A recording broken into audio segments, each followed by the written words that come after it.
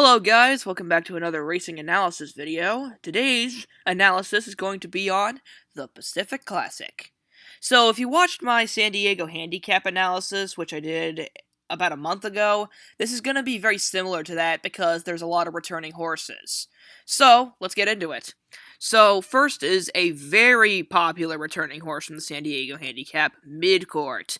Midcore really opened up a lot of eyes with a gutsy nose defeat to Maximum Security. He definitely was not a willing loser. He gave it his all in that race. So, does that mean I want to pick him in this race? No. Honestly, no.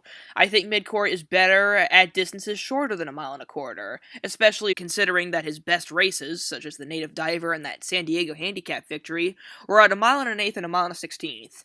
And the best he's done at a mile and a quarter was a third in the Big Cap, and most recently, he was an abysmal fifth in the Hollywood Gold Cup. So a mile and a quarter seems a bit too long for this guy. So, I still have a lot of skepticism when it comes to him. If he ran in a race like the Fayette Stakes, or in some other mile and an eighth race, then I'd definitely be fully on board on picking him, but this distance just doesn't suit him. Next up, we got the defending champion, Higher Power. I will always love this horse, and this is definitely a perfect race for him. He won the race last year, and ever since, he's always loved a mile and a quarter. He was third in the Breeders' Cup Classic, and second in the Hollywood Gold Cup, so he definitely still loves this distance to this day. And I think he has a legitimate shot to even win this race with the distance and the right track. So, I really do like this horse. If you want to play it safe, I would just go with a place bet, but I think he's definitely worth a win bet. I think he's worthy of that. Next up, we got number 3, Moronic, I am sorry if I mispronounced that, who is an Argentinian import and did not run in the San Diego handicap. Heck, he's never actually ran in America. This is his first time. And honestly, I don't like this horse. There are definitely plenty of Argentinian imports that have made a big splash. Heck, there have been many that have done it in California. Look at Candy Ride.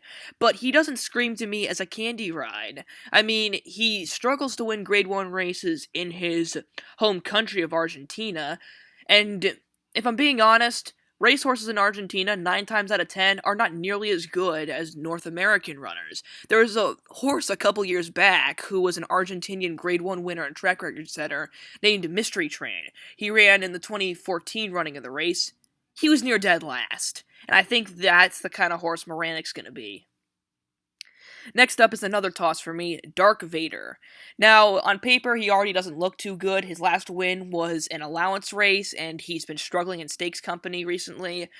But also, like Midcore, this doesn't seem like the distance for him, as his most recent races have been at shorter distances. His allowance win was at a mile, and a start before that ran in the Triple Bend, a sprint race. So yeah, huge toss. But number 5 is the horse of the hour, Maximum Security. Now, I think some people might be concerned that Maximum Security may have had an off day in the San Diego handicap. That could be true, that or Midcourt was really good. Either way, I think it's just simply, that's just what happens when you return from Saudi Arabia and you go to California and you have a 5-month break. I think that was just a good race, just to get a race in him. He'll definitely be way more fit and way more prepared for this race. And with Bob Baffert's comments, I'd say, yeah, Maximum Security should be way better in this race than he was in the San Diego handicap. And lastly, a horse that I did talk about in the San Diego handicap, but didn't actually race in it, was Sharp Samurai. I've already mentioned that Sharp Samurai's pedigree isn't entirely turf-based, and thus he has potential to do it, but just like a couple other horses in this race, he doesn't strike me as a mile and a quarter horse. He's been a turf miler more recently, or about a short turf router, like, he ran in the mile and an eighth Eddie Reed, which isn't exactly a long race. So, like Midcourt, has potential at short route races, but this race seems too long to him. And you're hearing that a lot. So in summation, Higher Power and Maximum Security are by far the best horses for this distance alone. Maybe some of the other horses I mentioned could handle the distance, but for now, Higher Power and Maximum Security are just way above everyone else in my opinion. And that's kind of why I'm just going Maximum Security to win and higher power second. It's pretty simple and a pretty easy bet. If you want to go more daring, then be my guest, but that's just the simple, easy bet I'm going with. So, hope you guys enjoyed this video. Comment on who you think's going to win the Pacific Classic, and see you guys next time.